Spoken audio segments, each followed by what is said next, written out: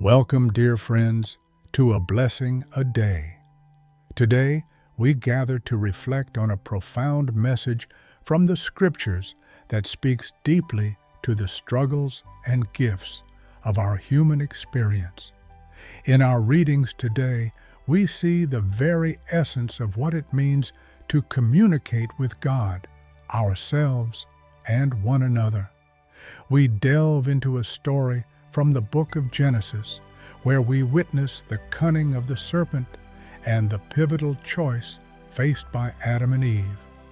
Then, in the Gospel of Mark, we witness a miraculous healing, where Jesus opens the ears and mouth of a man who has been silenced. Together, these passages invite us to peel back the layers of our own hearts and examine how we listen and speak in our relationship with God and with each other. In Genesis 3:1-8, we encounter the serpent, a symbol of temptation and doubt. The serpent poses a question designed to sow confusion and question God's intentions. It asks, "Did God really tell you not to eat from any of the trees in the garden?"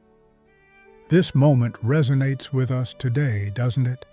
How often do we hear that inner voice that questions our beliefs, that instills doubt and fear in our hearts? Eve responds by clarifying God's command, but she also reveals her desire to understand, to gain wisdom. The serpent then twists the truth, suggesting that God does not want her to become like him, knowing what is good and evil. This encounter ultimately leads to choice, and we see that human condition laid bare, our yearning for knowledge, for power, for autonomy. As the narrative unfolds, Adam and Eve take the bite, and suddenly their eyes are opened.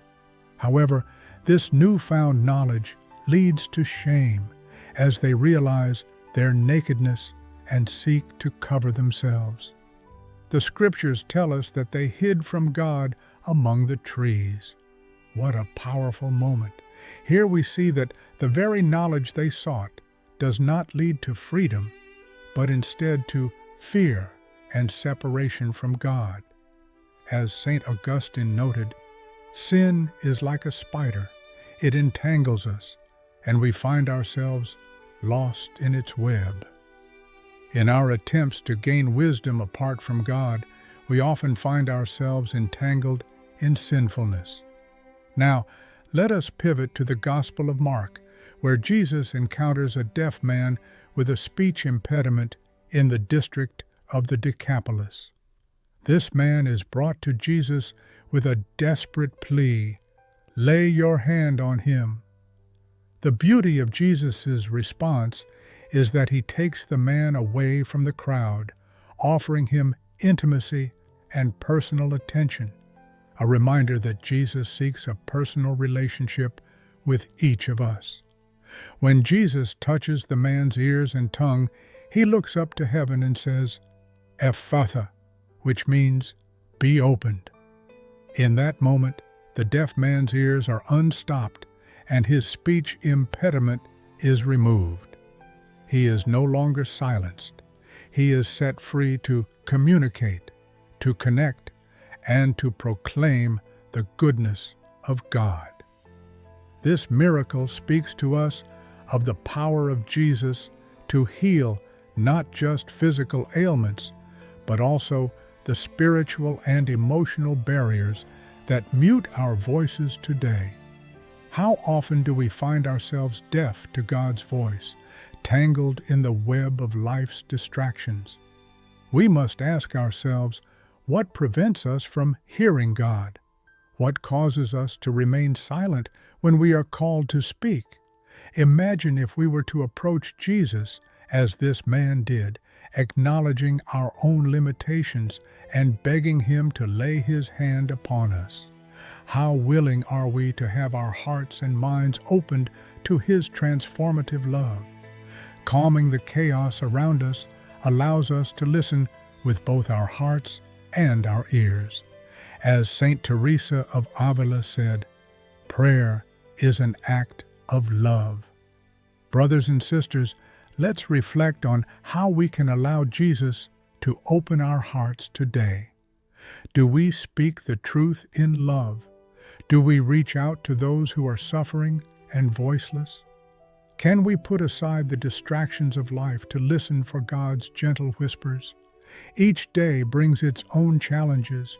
Let's strive not to hide from God as Adam and Eve did, but rather embrace His presence, knowing that He is ready to heal and restore us.